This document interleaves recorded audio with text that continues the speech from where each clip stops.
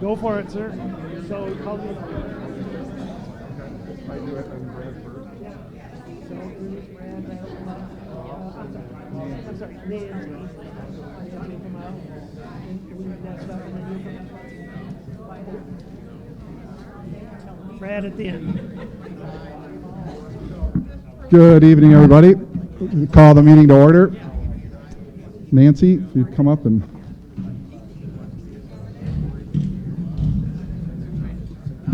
I get to read the purpose of the meeting. The purpose of tonight's meeting is to elect one governor for a regular 3-year term, to re-elect 3 governors for a regular 3-year term, to vote in agreement or disagreement with the proposed bylaws amendment, and finally to transact such business as may properly come before the meeting. At this time, I can read the minutes from last year's meeting or ask for a motion to waive the reading. I move to waive. Thank you, Mark. Support. Thanks, Mike. I'm in favor. Thank you, Kathy. All right. That's it. Well, thank you, everybody, for coming. Appreciate you taking the time to come out. I'd like to first thank Kevin and express thanks to him and the entire staff for the tireless efforts they make to the Spring Lake member experience to make it the best it can be. Spring Lake Country Club is a great place to belong, and I know our membership appreciates this very much. Also thanks to Chef Bruce and Chef Jared, who both are here tonight. Director of Golf, Josh Lathwell. Head Pro Brandon is here. Director of Instruction, Ray. I don't think he's here. And Assistants Blake and Kelsey. Thank you very much for all the work you do. Golf Superintendent Drew and his assistants Sean and Jonathan. Drew. Yep, got it. Thank you so much. Clubhouse Manager Ashley. I know she's not here. She's on vacation, probably well deserved. And Nancy and Dylan. I think they are here. Jill in our HR department. I saw Jill here somewhere. There she is in the back. And then a special thanks to Chris and Kelsey for all the tireless behind-the-scenes work you do that probably goes way more unappreciated than it should, that we don't always see. So thank you very much to both of you. Our club has grown exponentially during my duration on the board. The membership continues to thrive with numerous people on the waiting list to join our club. We have grown from $3 million in revenues to nearly $8 million currently.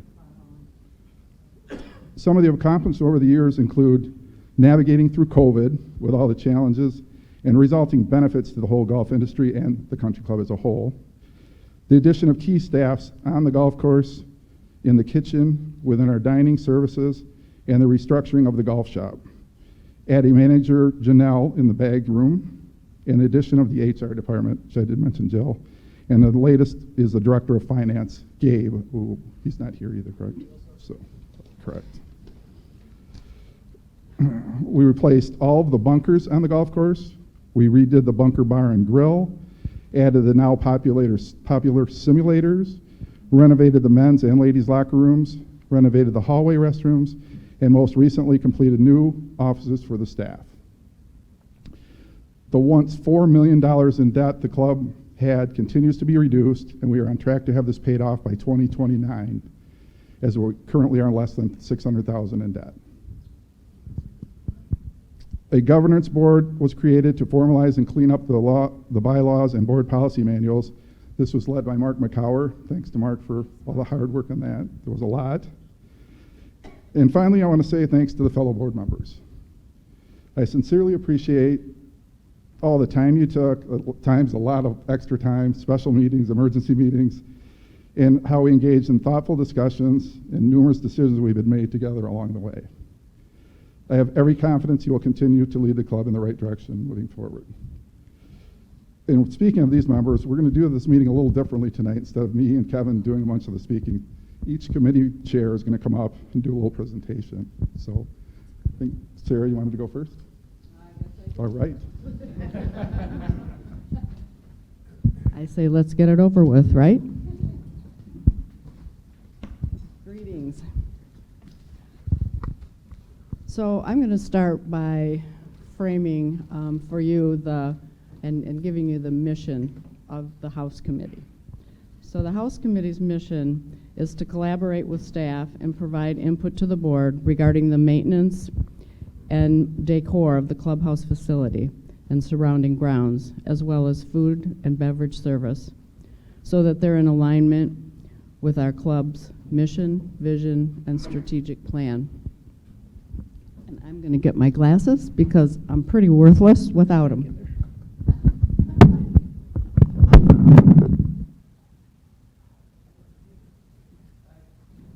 Do I have to stand on my tiptoes?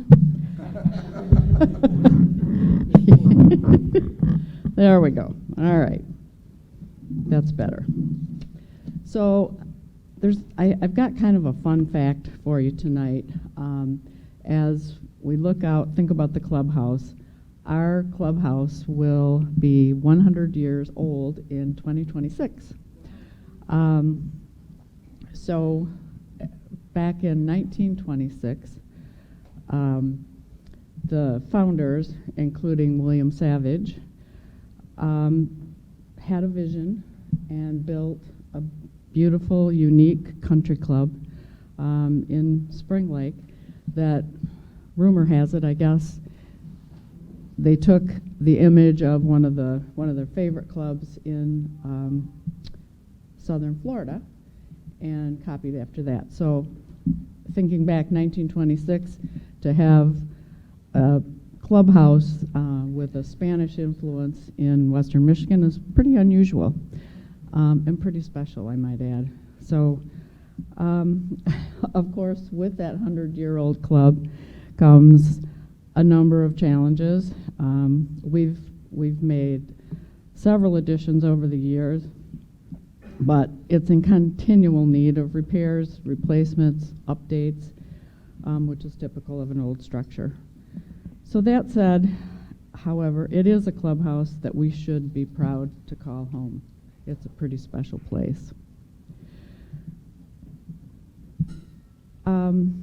Tonight, well, we've all, I hope, participated or at least have read the results of the survey that was taken.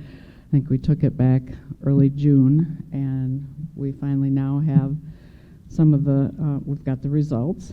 So that survey information is key to our mission at the House Committee.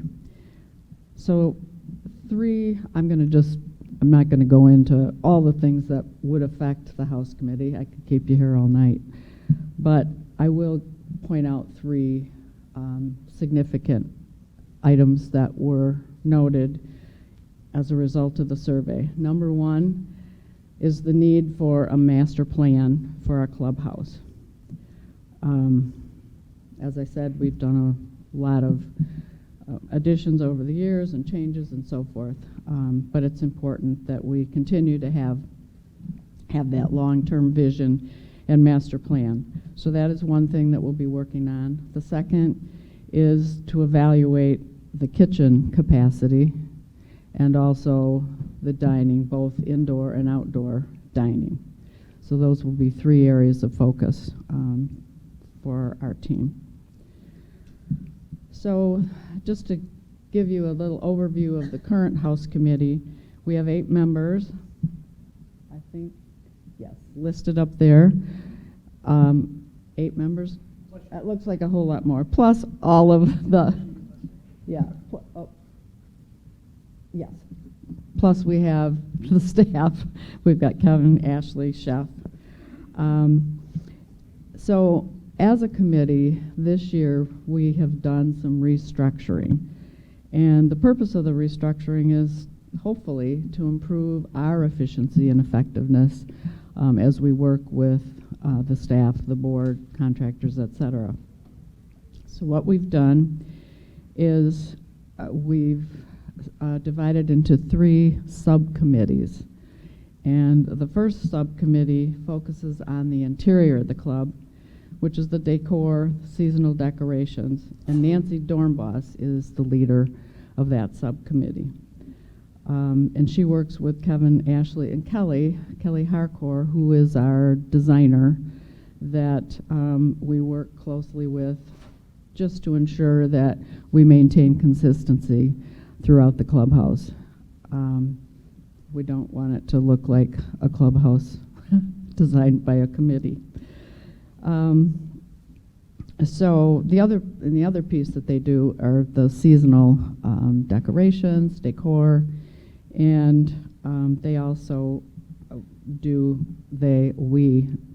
actually the whole house committee is responsible for all the floral arrangements at the Christmas ball, and that typically amounts to 45 to 50 arrangements. So with all that in mind, we do save the club a lot of money over the years with our members. So the second group is the exterior subcommittee that focuses on the exterior infrastructure as well as the landscaping. And Matt Palmer is the lead on that team and works with Drew Paxton. And I will say it's a new area of focus for our committee. So what we've done is contracted a landscape architect firm to provide a master plan for our gardens that surround the clubhouse. And I'm talking about the area from State Road to the north end of the parking lot, like the employee parking lot. So hopefully beginning in spring, we'll start to see some changes and improvement. One of the other issues that we have is the irrigation system in some of the beds either are not working or non-existent. So we're going to be working this year also to get those up and running. Obviously, with a summer like we had last summer, flowers need and shrubs need water, extra water. So we're working on that. One other item that we'll be doing is restoring the fireplace that's out on the patio. So stucco is falling apart and so forth. So that should be renewed this year. The third group is the food and beverage and service. And Lisa Gustafson is chair of that group. And Lisa has done a yeoman's job of getting together quickly a couple of focus groups. We've had 31 participants in the focus groups, focusing on what we can do, ideas, suggestions to enhance our food, beverage, and service here. So thank you to all the subcommittees. And next I want to just give you a quick overview of the highlights of things that we've done. Mike mentioned a few of them, but starting in January, we had a pretty major kitchen redo. We had all new flooring put in, which meant everything in the kitchen had to come out. The kitchen staff worked diligently for, I think, 3 years, beginning over the holidays, to get everything out, cleaned, repaired, put back in place. We also have a new dishwashing station and some other pieces of equipment. So kudos to Chef Bruce and team for making that happen. Mike mentioned the men's bathroom in the hallway, also the fireplace adjoining it. We had, in April, we served over 700 people at our Easter brunch this year, which is a record number. And kudos to all of the staff. It was a major accomplishment, and as always, it was beautifully done. We also have done a renovation of the bridal room. Probably a lot of you are not familiar with the bridal room, but you might be familiar with the storage room for your golf clubs when the simulators are up. That's the bridal room. So it's got a new look. It's no longer pink. It has vanities and mirrors, and so as you get your golf clubs, you can make sure you look really good for those simulators. We so just as the wedding season is about to begin, Mother Nature dealt us a blow with torrential rains backing up the water on the roof and dumped it right here on the wooden floor, dance floor, right, I think it was just a little over 2 weeks before our first wedding. So Brett and Chris, again, jumped right on it and took care of it, sanded it all down, well, dried it, sanded it, refinished it, and I think the floor looks amazingly good. It's a 70-plus-year-old floor, so, and hopefully we can get a few more years out of it. Mike mentioned the new office spaces, and one of the other things as a result of the movement, the offices downstairs, if you have noticed, we have a pretty green storage container out north of, or south of the paddle tennis hut, and that is, that's a result of the space in the basement. So we now have furniture and equipment and decor and so forth in that storage container. And then coming up, November, December, we've got our holiday decorating. We'll be transforming the clubhouse and making the arrangements, et cetera, and that'll be an all hands on deck. So that's, in a nutshell, what the House Committee is doing.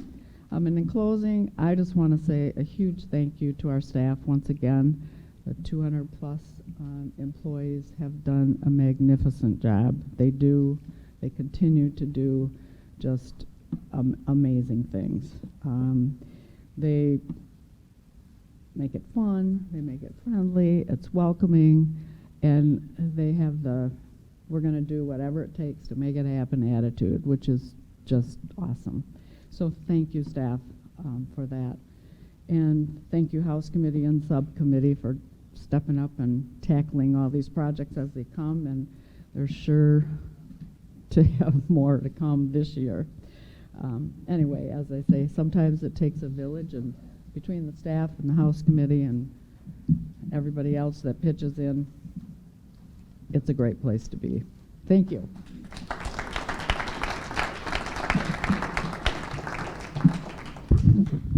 Thank you, Sarah. All right, we're tag team in the Finance Committee, so I'm going to take the first part of that and then hand that over to Nancy.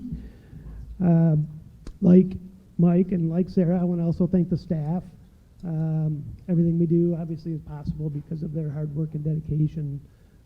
As Mike alluded to, the growth over the past 5 years has been significant, and the staff has done an amazing job navigating that growth. I also want to thank the board and committees. We have over 70 people serving on those on a volunteer basis. Some of those serve on multiple committees, but we're easily represented by at least 60 members serving on those on the board and committees. So thank you to all of them for your time and talent. And then typically now we would provide a breakdown on the finances for the year, but due to the software transition followed by the transition from our controller to director of finance, we're still finalizing and assuring the accuracy of those financials, so those will come at a later time.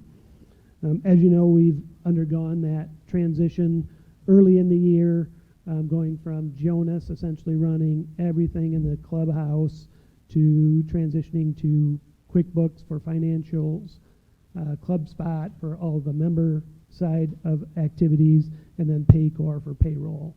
And essentially bringing in 3 new softwares to replace one was very challenging, as you can imagine. Drew, our controller at the time, had no experience with QuickBooks, so that was a steep learning curve and made financial reporting very difficult. Drew ultimately did take another position, so we transitioned that from a controller role to a director of finance, so that focuses more on collaboration with the finance committee and department heads, along with being more strategically focused. We hired Gabe Genovese for that role. He's been with us just a short time. He previously owned a fractional CFO business prior to coming here, and is a QuickBooks certified professional. So that's really helped us kind of get a grasp on things. He has a really strong financial skill set and has picked things up quickly on the financial side of things, but is still learning the nuances of private clubs. So once Gabe is fully up to speed, he'll be a huge asset for the club. We did already identify some inaccurate reporting through a third party that links to QuickBooks. So we've removed that entirely from the connection to QuickBooks, and now are running reports directly out of QuickBooks. And those reports are a little bit limited, but that's really Gabe's wheelhouse, so he's able to manipulate those and kind of get some decent reports out of it. And we may have to circle back and try to get some better reporting software at some point. But that is his strength, and he's getting a lot of those issues resolved already. So broadly, from an operational standpoint, it was a softer spring, as you can imagine, due to the weather. If you think back to spring, it was just the opposite of the fall. So cooler weather. We really didn't start out on the patio service till the second week of June, which obviously impacts both dining and golf activities. But we are having a great finish to the fiscal year. Weather obviously being a significant component of that. I think it's a little makeup for the spring weather, as well as strong event calendar and increased activities throughout the club. So should balance out and get us pretty close to budget once we get all those numbers done. Once the end of the year financials are completed, Nancy and I will get a financial report out to the membership, so we don't miss that communication to the members. In closing, we're optimistic about the year ahead. There's a lot of exciting things on the horizon. Have heard already, and we'll hear more from the committees. We'll have a better grasp on the new systems, our dedicated leadership, and a focus on the future. We're really in a great position moving forward. So once again, I just want to thank our amazing staff, the board members, and all the committee volunteers for their time and talent as we continue to grow the club. So with that, I'll pass it on to Nancy Miller to come up and talk about the Finance Committee activities. Thanks, Kevin. I didn't prepare any slides, sorry, but I have plenty of things to read. First, I'd like to just explain what the Finance Committee description is, what our duty is. And the Finance Committee, in general, supervises, directs, and controls all matters pertaining to the club's finances. So this includes preparation of the annual operating budget, the capital project funding when we have capital projects that we're working on, the dues levels that you all pay on a monthly basis are all evaluated and approved by the Finance Committee and the membership and the board. Cash flow projections, we're a little behind on that because we don't have some reporting, but that is something that is also on our list. And then, of course, just normal things like preparing the monthly financial reports, the income statement and the balance sheet every month, going over those in pretty fine detail to make sure that all questions are answered and everything makes sense before they go to the board for approval. We also monitor all matters concerning insurance for the club, filing of taxes, paying of taxes, and then cash management policies and practices and any activities involved with that. Last thing that we do is we recommend fiscal policies for protecting club assets. So that's kind of our duty, our charge. The Finance Committee members this past year are John Grutheis, Joe Latham, J.D. Rosema, Dan Foster, Heather Brolick, Jill Gantos, Jen Juergens, Sue Smolensky, Mark McCower, Mike Papanoli, and then Mark Roller, Kevin Green, and Gabe Genovese also serve on that committee. Jim, your wife is up here in the front. So some highlights from this year. We welcomed Gabe, as you've heard already. We did create an annual calendar for the Finance Committee, which kind of directs us to make sure that we're not overlooking things that need to be reviewed every month or every year. our insurance policy, our tax returns, those types of things. So as a result of all of that, some of our accomplishments, we have streamlined and clarified our policies and procedures for managing delinquent accounts. We have increased our insurance coverage. We had a lot of conversation about the disasters that happened at Oakland Hills and Egypt Valley over the past couple of years. And we wanted to make sure that we were adequately insured in case such a disaster might happen here. Unfortunately, it has not, but we are prepared for it. So we did increase some insurance coverage there.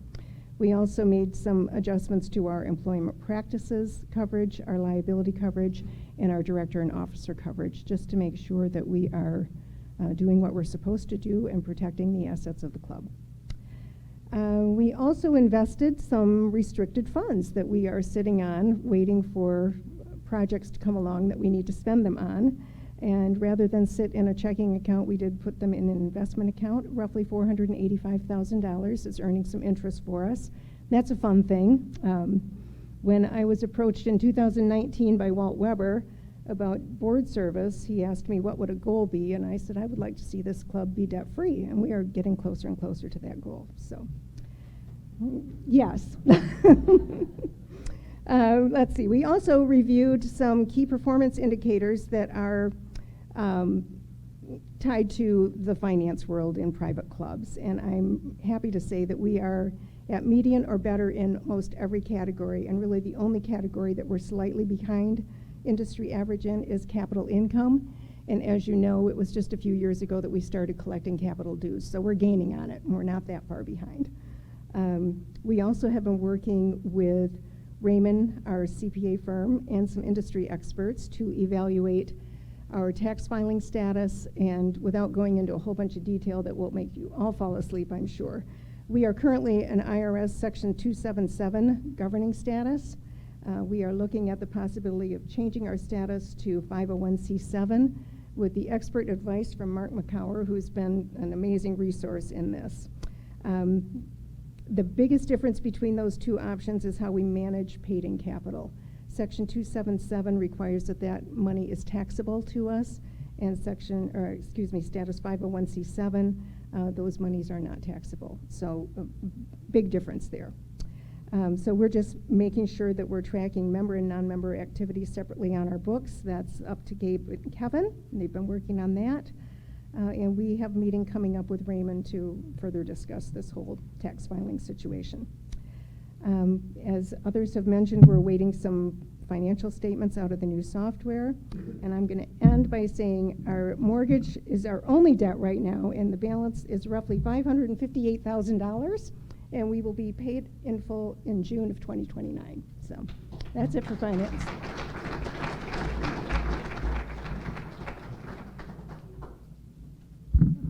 All right, next up, Joe Risselade with Greens Committee.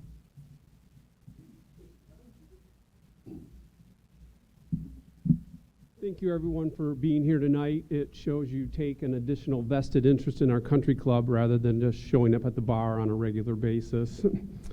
Also, thank you to the staff for being here tonight. I know it's a chance where you might not have to be here, and so it's just another opportunity, another time where once again you've gone above and beyond to benefit the members, so we greatly appreciate that. For those of you who don't know me, my name's Joe Risselade. I've been a member at the club for 25 plus years, been on the board for 2, and served as the chairman of the Greens Committee for those past 2 years. I'm here with Drew Paxton tonight, who I'll call up in a little bit, and we'll hear some more from him. But before we get into that, you can see the people up there are the Greens Committee, and then at the bottom you have Drew, Josh, and Kevin, who are on there as a result of a mandate from the board policy manual. You go next slide there. There's a couple of things. Then we've got a purpose as well as our role. And as you can see here, the purpose of the Greens Committee is we don't act independently. We're really just an extension of the board. So as you can see, we speak to the board and not for the board. And they kind of give us our mandate, what to work on, and go out and talk to the memberships about. It's a two-way street. Members come to us, and then we can take it to the full board. Again, this is all laid out in the board policy manual. Additionally, then, as I mentioned, this is our purpose, and now is our role that is spelled out in the board policy manual. Can you go next slide for me? Thank you. This is just an excerpt from a much larger description of what is all entailed here, but I highlighted what I think is one of the most important things about the committee, and I think this is true of most committees.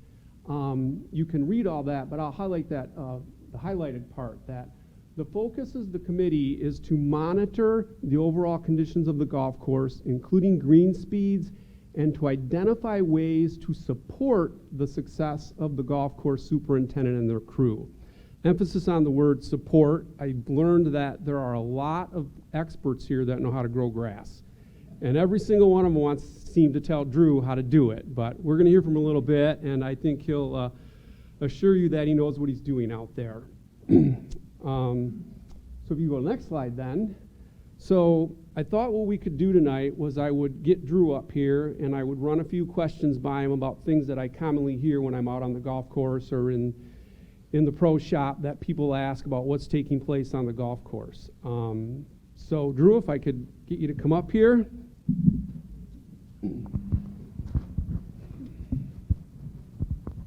Good evening, everybody. Yeah. I'll go stand over here so we don't have too much microphone interference. Okay, very, very good. Great. So why don't we go back to the other slide? This is kind of the big finish there. So a little sneak peek there. Thank you, Kevin. So why don't you tell us a little bit about yourself, Drew? So I am a graduate of the University of Wisconsin. Please don't hold that against me. And I've been working at a golf course in various aspects since I was 18. So that puts me now at 21 years working on a golf course. And the last 6 have been here, and previously I was in Chicago at Olympia Fields. For 9 years I was there. My family, we've got my wife, we have 2 boys, they're 9 and 7 now. They were 2 and 4 when I moved here, so it's been, we have roots here, I love it here, so, yeah. Yeah, we're glad you're here. We're glad you're here. So why don't we start out with a couple of easy ones. First of all, how much acreage is out on the golf course in the practice area? So from State Road to Fruitport Road to the Bayou, we have about 150 acres, and we maintain just under 100 of that. Okay. Between greens, tees, fairways, all the rough, we take care of about 100 acres total really on a day-to-day basis. And when you say we, how many people is that? How many people are on the grounds crew? Right now, we have 13, including myself, and that's all a mix of full-time and part-time. And then during the summer, we peaked at 22 this year. And again, that was a mix of full-time, part-time, and everybody in between that laid their hands on any part of this property this summer. Yeah, you were busy this summer. We know that for sure. So I know as you and I have been working together over the last couple of years, I've seen you've got a lot of apps, and I've been out in the maintenance shed, and there's a lot of software out there. So why don't you elaborate a little bit on some of the applications and software that you use in addition to the grounds crew and all the equipment to help maintain the course? Well, I'll just put it this way. I have 6 weather apps on my phone. Okay. Some are better than others in different aspects, but I look at all 6 of them, maybe not every day, but more frequently as rain is approaching. That's when I tend to look at it on an hourly or 5-minute basis. But all told, I think I looked at it, I have 16 or 17 apps that I use. There's some that I use every day. There's others that I use kind of once a week. This time of year I use, and Joe, we've looked at the Sunseeker app. That's one I use a lot that helps with the sun angles and kind of shade issues on the golf course. And we'll talk about that in a little bit. Okay, yeah, I was going to elaborate on that, but if you are, great, great. Okay, so I think we can all agree the course is looking great right now. Not necessarily the case at the start of the season. Yeah. Why don't you elaborate a little bit on some of the challenge we went through at the beginning of the season? Sure. So from about, I'll say, the middle of March through early June, it seemed like if it could go wrong, Murphy's Law type of thing, it went wrong. The weather was not cooperative for us to get off to a good start. We had some equipment issues. We had 2 of our 3 tractors that were both down for at least 3 weeks at one point. And then obviously everybody is antsy to get back out on the golf course, so we're kind of waiting for everything to wake up from a growing standpoint while everybody is coming back and expecting everything to be in peak form, and it just took a little bit longer this spring to get there. One thing that we've been working on adjusting to is just the sheer number of rounds and just the wear and tear that takes on the golf course. And this year, I think we really saw that in the spring, and we have addressed some of that already, and we will continue to make progress this fall and continue in next spring and kind of moving forward so that it doesn't happen again. Okay, fantastic.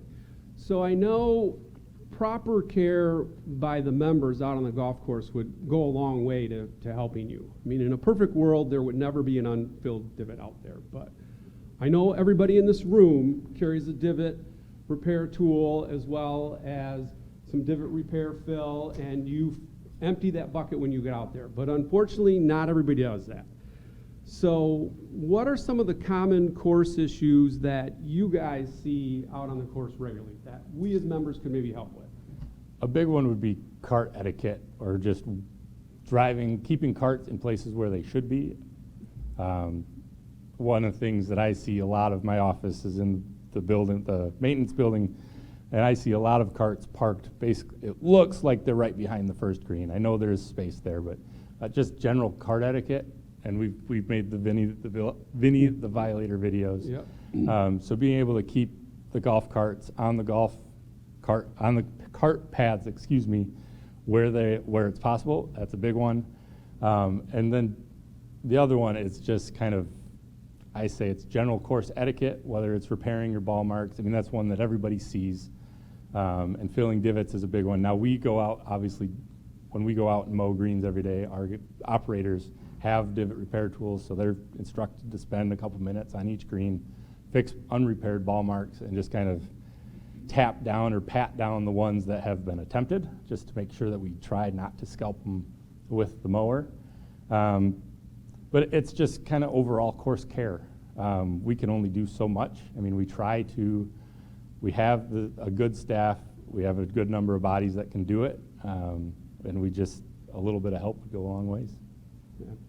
I know I'm guilty of it too, but even on the cart path, all four wheels, you just, for whatever reason, you pull up to that tee and you just take two wheels and you set them in the grass, and you can see the wear and tear on there. So yeah, if we could do a better job about that. So do you have any ideas then how the staff or even us as committees can reinforce some of that accountability without ruffling some members' feathers, if you will?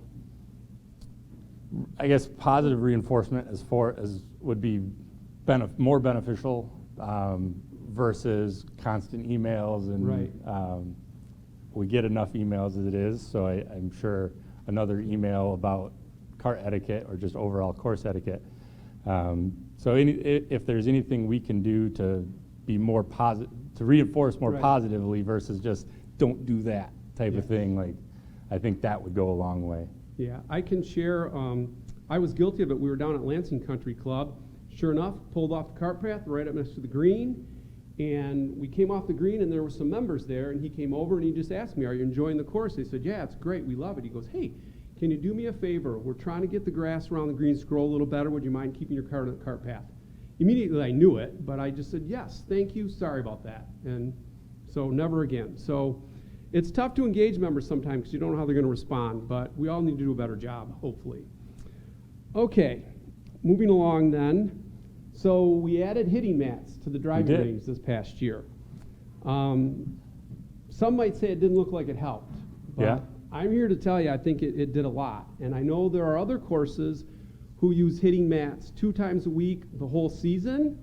I know there's courses right now that aren't even allowing their practice range to be used, or they're going mats the whole time.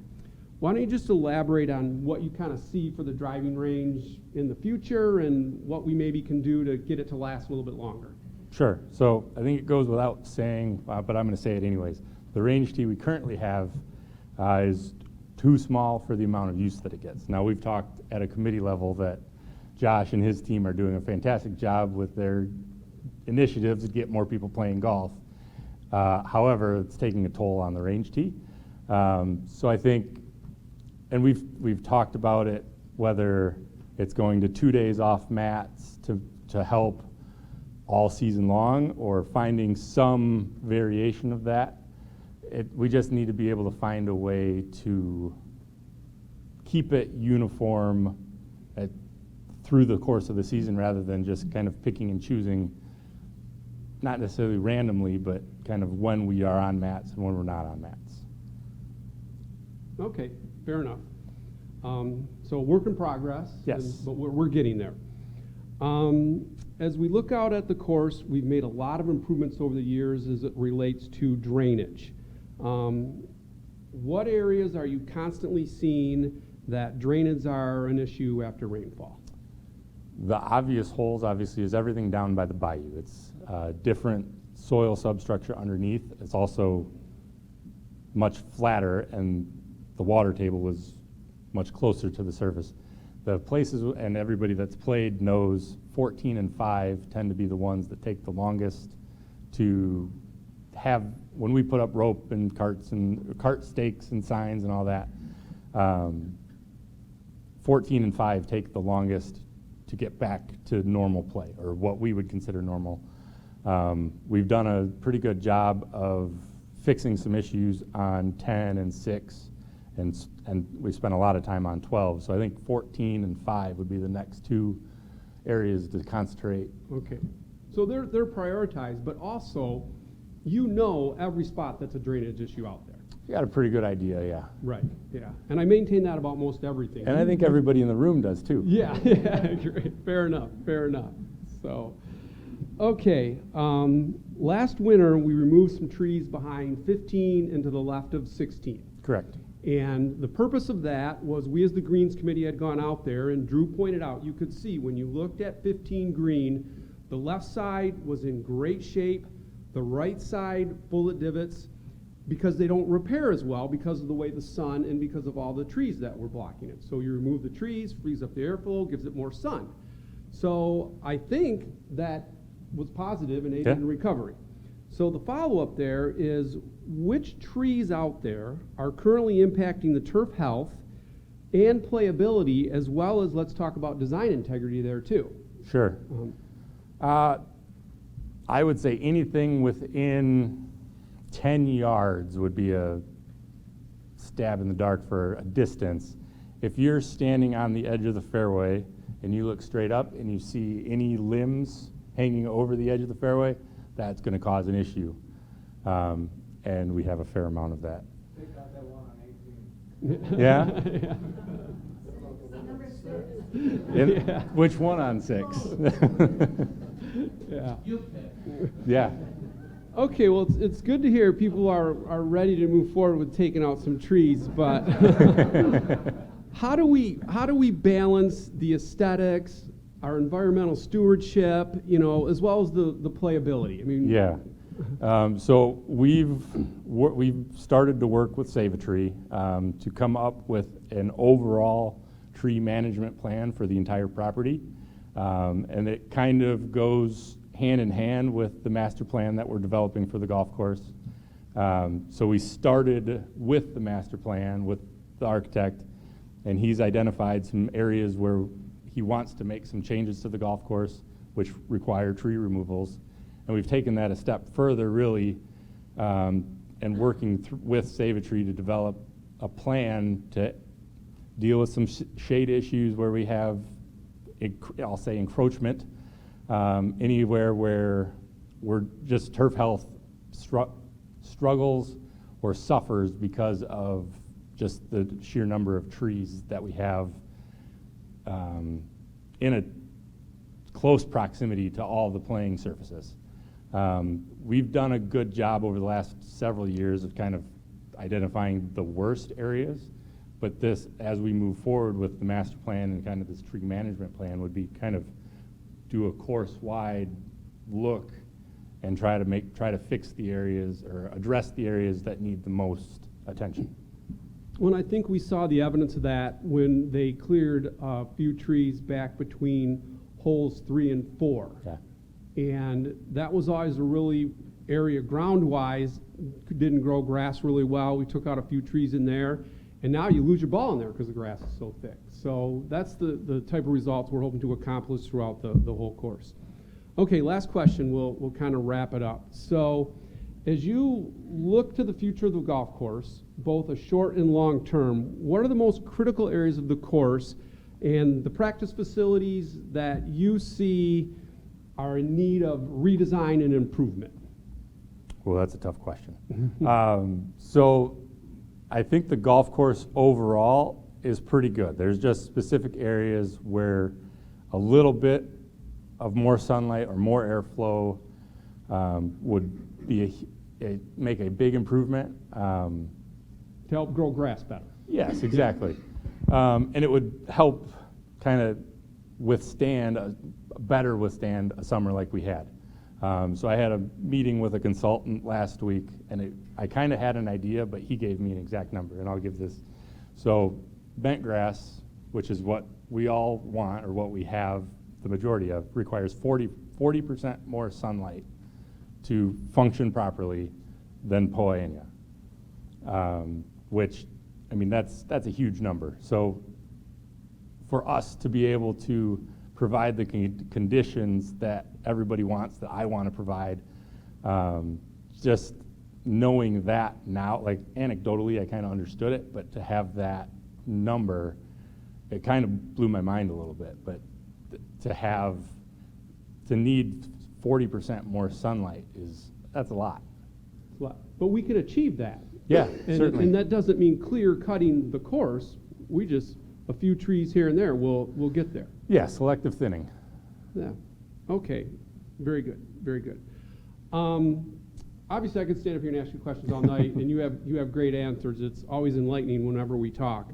But for the essence of time, we'll wrap it up. So I'll thank you for your time, and then I'll ask Kevin to go to the next slide, because we talked about a lot of things, and we are talking about a lot of things on the Greens Committee and at the full board.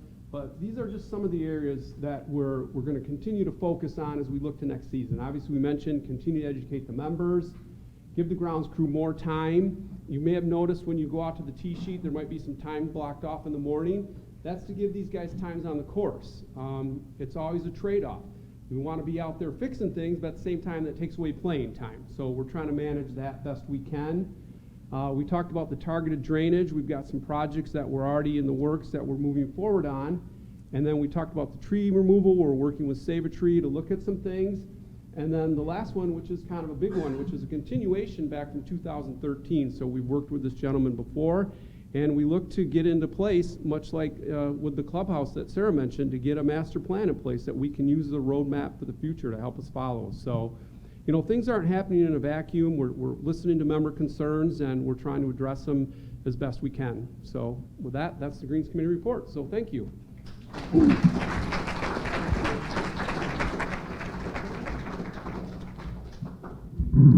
Next up, Dave Klein with the All Sports Committee.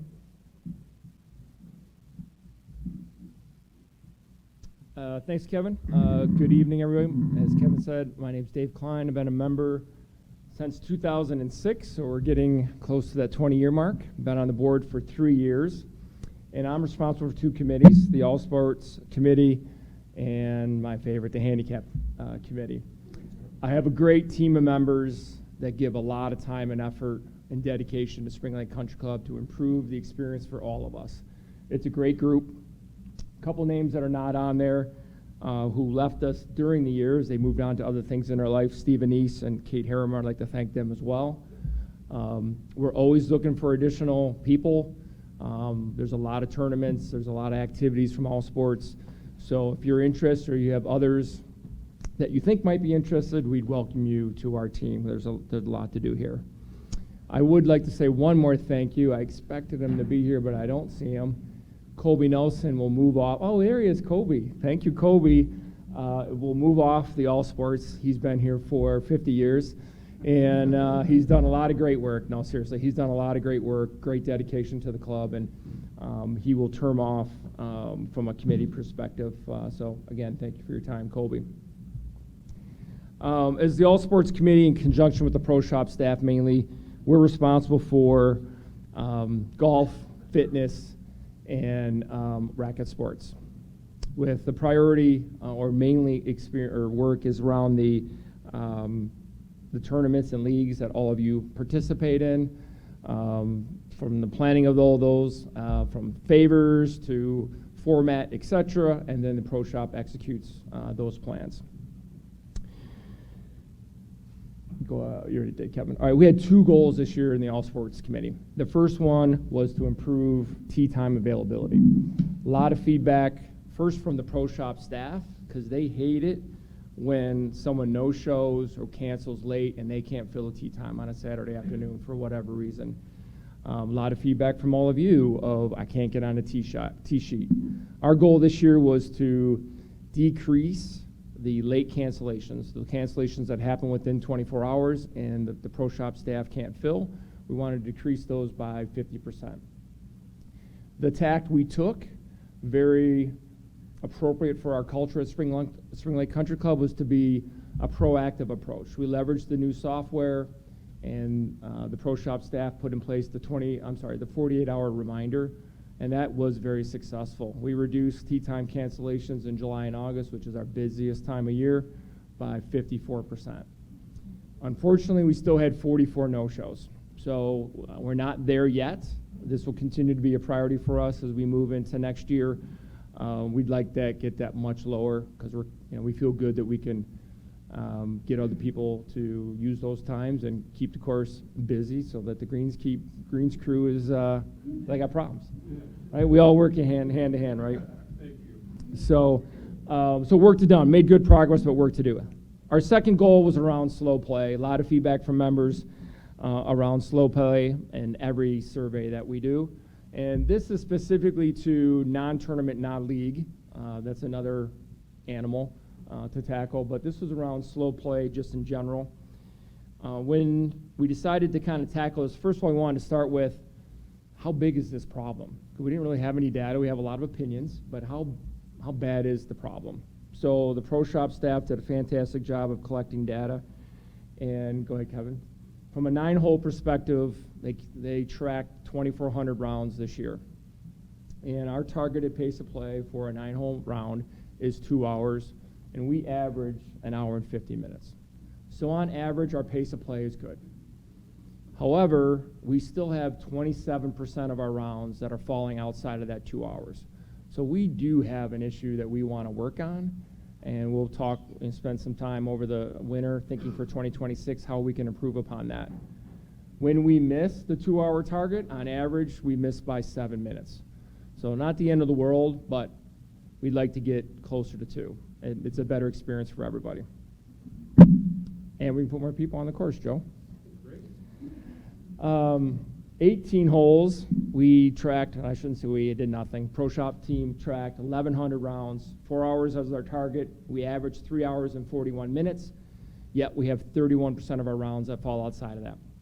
So again, an opportunity to get better, area to focus on. On average, we miss by 13 minutes. So again, not the end of the world, but we would like the number of rounds that miss, we'd like that to be less. The second committee I'm responsible for is the handicap committee. Really appreciate the 4 members that joined me on this team. This is probably the least favorite committee at the club, and certainly it's the one committee you don't want to contact you.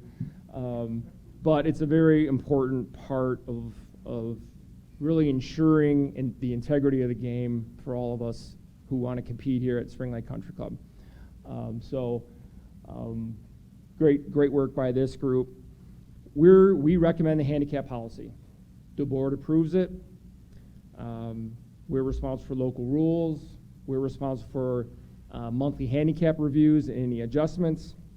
So that's the responsibility of this committee.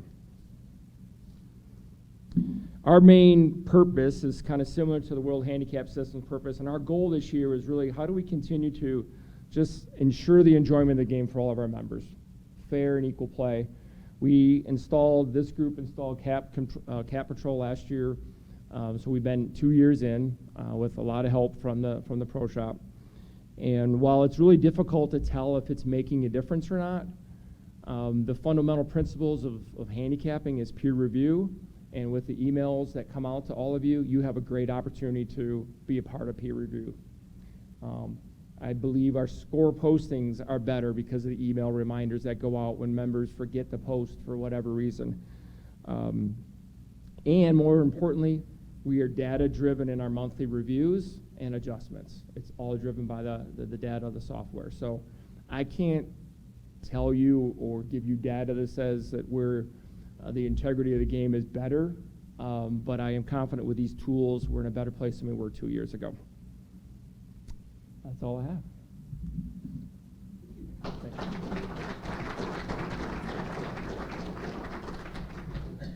All right, wrapping up the committees, Jeff Spike with membership. Thank you, Kevin. As Kevin said, my name's Jeff Spike. I'm the chair of the membership committee. I work closely with Kelsey Newberger, who's our director of membership and marketing, Chris Westoff, who's our member services coordinator, and of course Kevin Green, our general manager. Our main goal in membership is really to enhance the member experience for all of our members. There's several ways we can do that. One of our main responsibilities is to recommend any new members or resignations to the board for approval. We also spend a lot of time on analyzing and manipulating our membership categories, and especially the dues, both aspirational capital and just your monthly dues, to make sure we're meeting the financial goals of the club, but also staying in line and representing the best value for other courses in our area. So we've come a long way since 2019. I had the pleasure of serving under Steve Woolridge when he was chair of this committee, and I remember meeting for lunch, and most months I'm meeting with Steve for a half hour after, trying to find one member in the area that's willing to join as social or full golf. We didn't care. We just wanted one person. And now we're busting at the seams. So, Kevin, you can go to the next slide, give you a brief overview. Most of our membership categories are at capacity. Our full golf membership is capped at 340, which we have. We also have an additional wait list of 48 people. Our social golf memberships are all full. Social golf, we have 35, which is capped at 35, and an additional 23 on the wait list. We instituted a new cap on social plus golf this year. We recognize that although social plus members only have access to 5 rounds a year, that does create added wear and tear on the golf course. So the membership committee recommended the board, and the board approved a cap for the social plus category, so we're there at 75. We do have openings for just strict social members. So there's one kind of rumor mill going around I just wanted to clear up. This year we decided to do away. We had 2 membership categories, one being summer social and one being pool memberships. Those were not monthly dues-driven memberships. Those were just a flat fee for the year.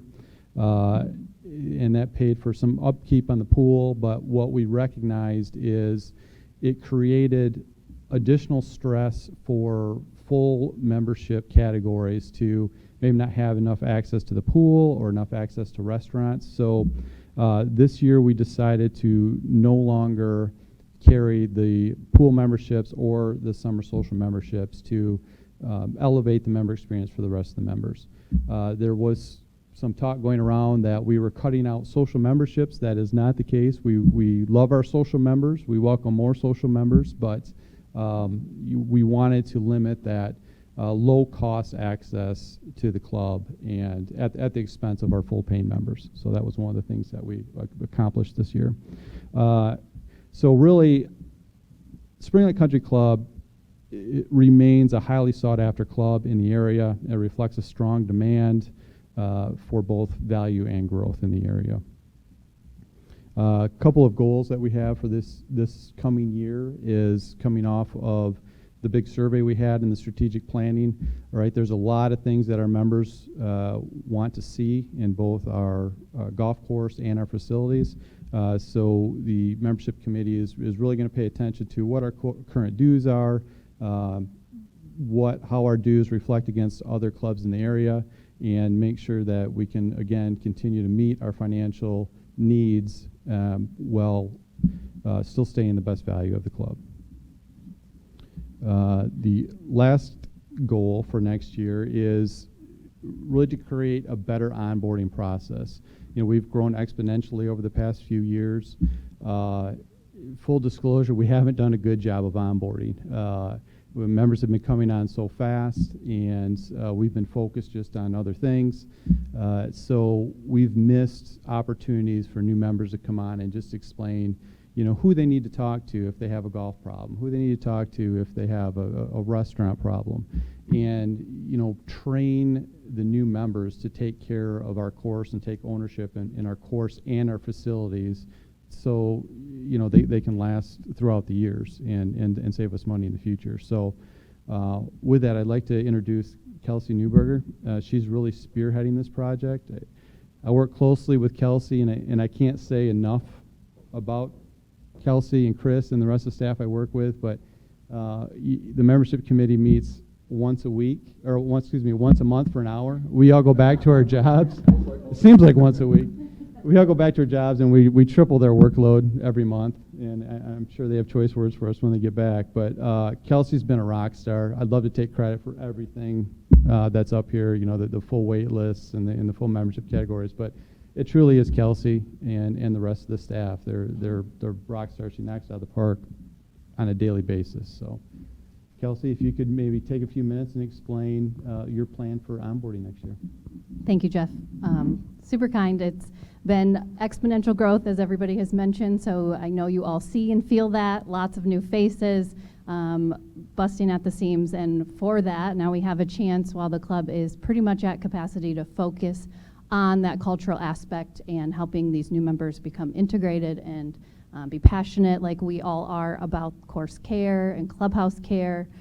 So for me, I had an opportunity. I just flew back yesterday to visit St. Andrew's Country Club in Boca Raton. And the main motivator going there was to attend a summit where one of the speakers touched on onboarding. So again, this big goal of a more extensive onboarding program for our new members. Boiling that down, our onboarding really is ultimately an investment in retention and quality here at the club. I won't bore you with the data, but members who feel welcomed and woven into the fabric of our club early on are more likely to stay engaged, participate, and carry on club traditions. So those are all of our main goals as we implement this program. My vision is to create a process that truly connects these new members to our culture, our traditions, and our community that we all know makes this place so special.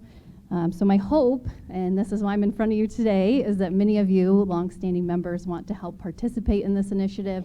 Being an ambassador of the club will be very important in this 5-step program that we'll be implementing to kind of welcome those new members over 12 months. But the ambassadors, should you be willing to participate, and many of you in this room have already done so, you'll help kind of create that accountability level for new members. So say I went out and golfed with Drew Paxton, I'm going to be more apt, and hopefully this isn't the case, but fixing those ball marks, repairing divots and things of that nature. I have an accountability to cancel my tea time for respect for my fellow members and things of that nature. So just really boiling it down to simple community and a long-standing connection to our club, which will make it stronger for the future. I know we all take a lot of pride in this place and its unique atmosphere, so we want to retain that differentiator for our club. And that's all. Thank you.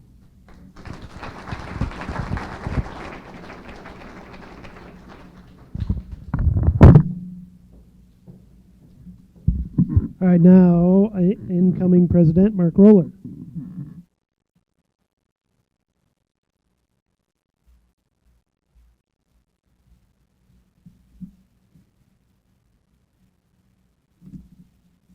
All right. So as you've already heard, our committees are hard at work, and they've given you an idea of some of the challenges that we face, some of the initiatives that are in place, and what we're looking to do. The important thing that I wanted to talk about was future planning. So these are the areas that the survey that everybody filled out, hopefully, identified as key priorities for us to be looking at moving forward. The golf course, obviously you heard quite a bit from Joe and Drew about that.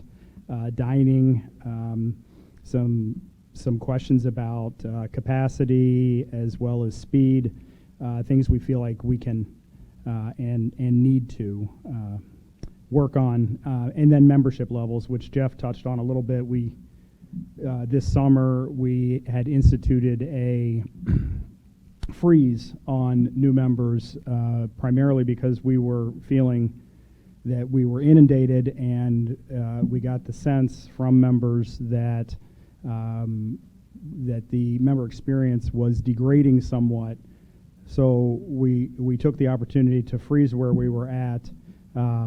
We have since lifted that freeze, but we have the caps in place that that Jeff talked about in terms of what is and what how many people we can comfortably, how many members we can comfortably absorb at each of these levels. So for golf course, dining, membership, these areas we're going to focus on, and some of these things we can address over the course of the next year. Some of them are going to take longer. I think when I first started, I can't remember who it was. Somebody was outgoing. They made the comment that sometimes what the board does is sort of like trying to turn an aircraft carrier. Things you see, you move the rudder because you want to make the change, but sometimes those changes, aren't felt right away, and that's something that we're going to, we'd be contending with. So to that end, the primary thing that we are focusing on now is planning. And before I continue, there have been a lot of thank yous to all the committee members, board members, staff. And it occurred to me one group that was not thanked, but frankly, it's what allows us to be able to do what I'm getting ready to talk about, our past boards. People who were served in the past that got us to where we are today.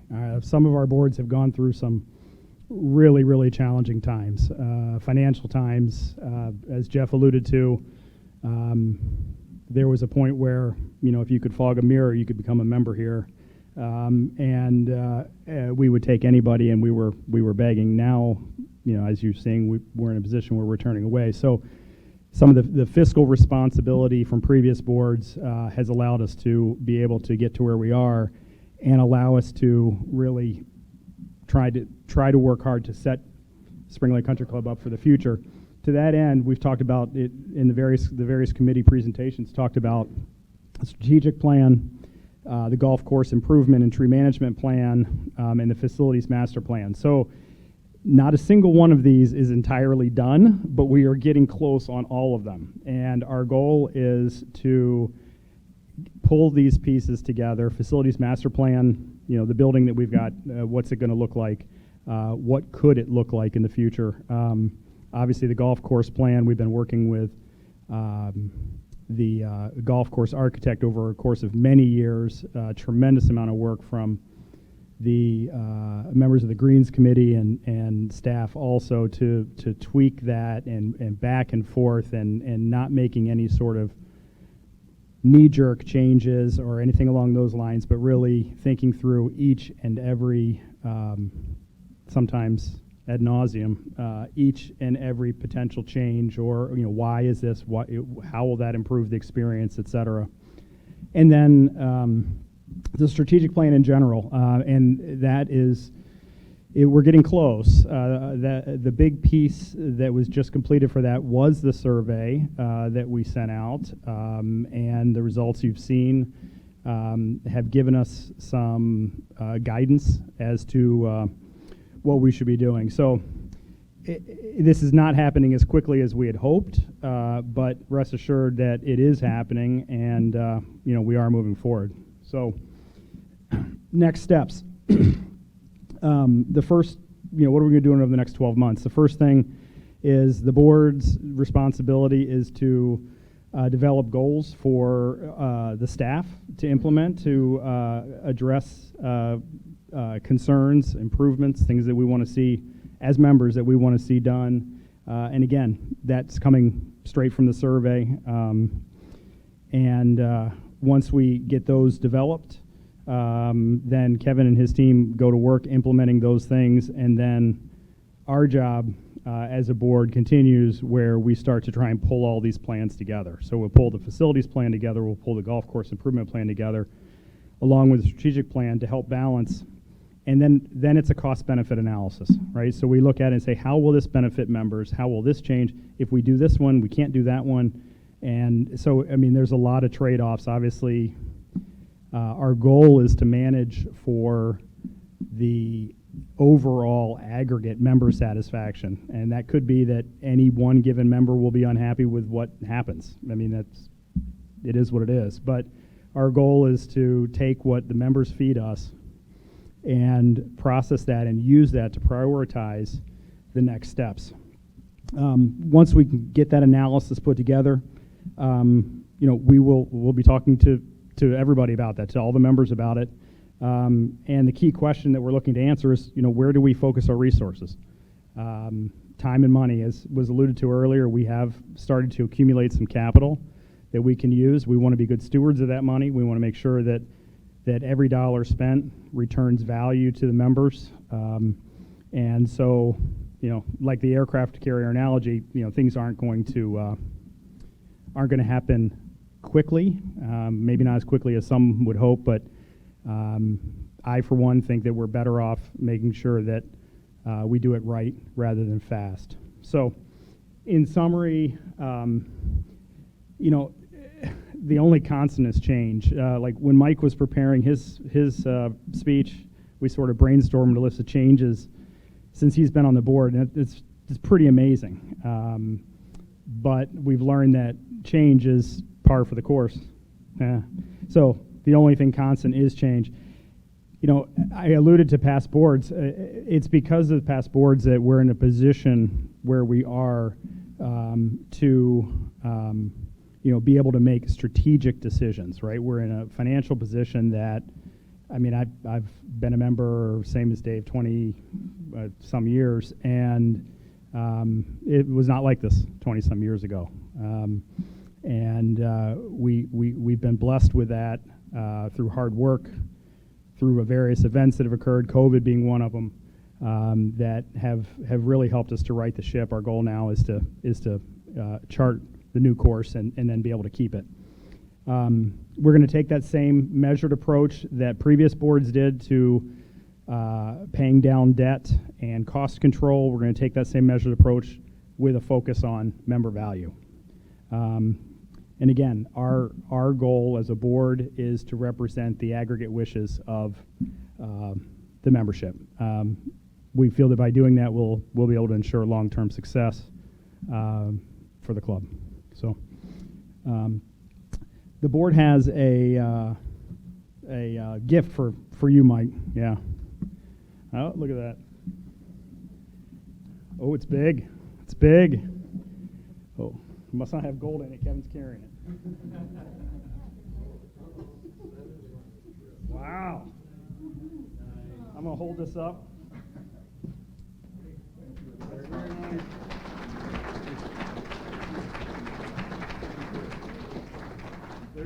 Yeah. See, it's top heavy. It's top heavy. With that, I would like to invite past President Brad Davis, our factotum, our chairman of the tellers, to tell us how things went with the vote. Thanks. All right. The good news for all of you is my segment is really short. First of all, did the Tigers hang on to win that game? Somebody had to be looking at their phone. All right. They were leading when we came in here.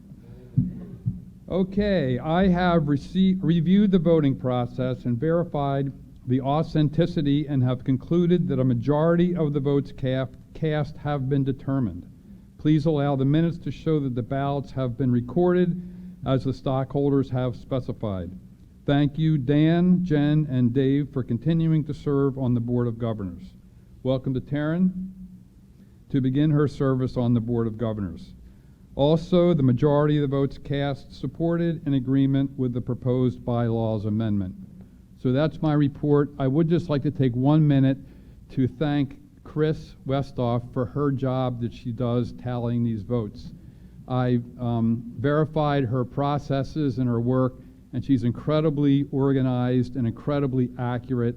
And while there was really no drama this year with the votes, I think all the members of Spring Lake Country Club should be really happy that Chris is the one doing this job into the future. She's incredible. So thank you, Chris. Thank you.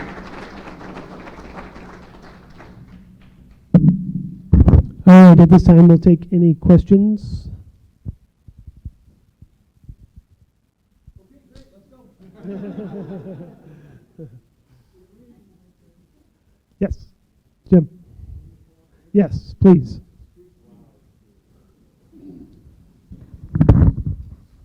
Put it close to your mouth, right?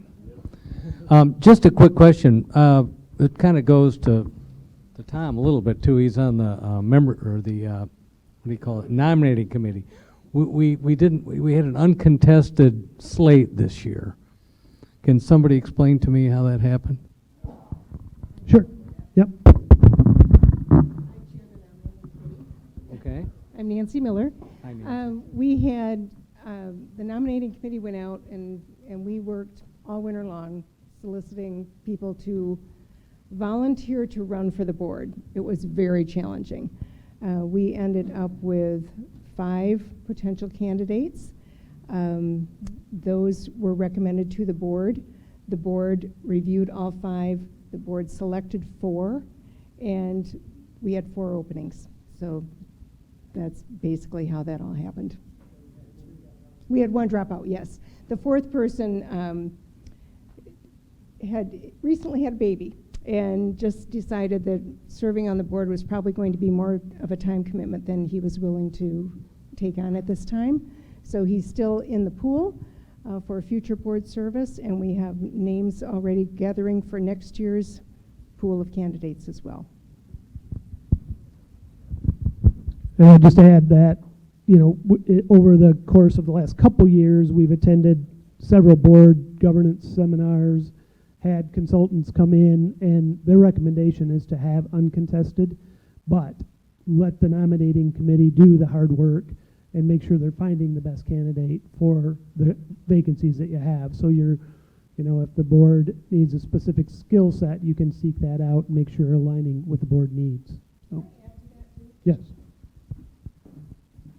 If you have interest in serving on the board, please let us know. It's really like pulling teeth. I can't tell you how many people I spoke with in women's leagues and dining out here during the months coming up to this election.